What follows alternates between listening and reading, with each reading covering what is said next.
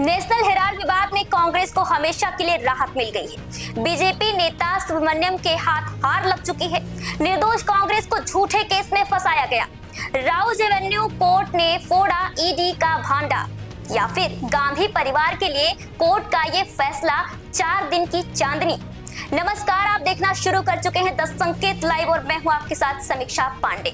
मंगलवार 16 दिसंबर को दिल्ली के राउज एवेन्यू कोर्ट ने नेशनल हेराल्ड मामले में गांधी परिवार के खिलाफ ईडी की तरफ से नेशनल हेराल्ड केस में मनी लॉन्ड्रिंग के आरोपों पर निर्णय लेने और इसे आगे बढ़ाने से इनकार कर दिया। सुनवाई के दौरान कोर्ट ने कहा कि इस मामले में ईडी की चार्जशीट एक निजी व्यक्ति की शिकायत पर आधारित जांच के आधार पर दाखिल की गई है, न कि किसी प्रेडिकेट ऑफेंस के आधार पर, और ऐसे केस में मनी लॉन्ड्रिंग जैसे आरोपों को आगे बढ़ाना उचित नहीं है।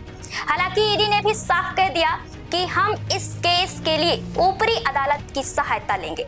अब जब ईडी ने ऊपरी अदालत का दरवाजा खटखटाने की चेतावनी दे दी है, तो कहीं ना कहीं गांधी परिवार को इस केस से पूरी तरह से आरोप मुक्त नहीं कह सकते हैं। बताते चले कि दिल्ली के राउज एवेन्यू कोर्ट के आदेश के बाद कांग्रेस अध्यक्ष मल्लिकार्जुन खड़गे ने एक प्रेस कॉन्फ्रेंस जारी किया, जिसमें उन्होंने बीजेपी पर गंभीर आरोप लगाए और कहा कि मोदी शाह को पद से इस्तीफा दे देना चाहिए। खड़गे ने नाराजगी और चेतावनी भरे शब्दों में क्या कहा, सुनिए। फैसला आने के बाद मैं ये कहना चाहता हूं, मोदी जी और शाह रिसिग्नेशन देना चाहिए। वो क्योंकि उनके मुंह पे एक थप्पड़ मारे जैसा हुआ है और आज वो ये समझ के राजीनामा देना चाहिए। ऐसे जनता को सताने का काम वो नहीं करना चाहिए। भविष्य में उनको ये मालूम होगा कि ऐसी चीज़ें हम अगर करेंगे लोग चुप नहीं बैठेंगे और ये उनकी बेइज्जती होगी, ये मैं कहना चाहता हूँ। खड़गे के इस बयान के बाद दिल्ली में बीजेपी प्रवक्ता गौरव भाटिया ने कांग्रेस को फिर से घेरना शुरू कर दिया। क्या कहा, रिपोर्ट में देखिए। हम सब जानते हैं जो नकली गांधी परिवार है, ये केवल फरेब, धोखा, प्रोपेगेंडा, इस पर ही जीवित रहता है। तो मैं ये बता दूं,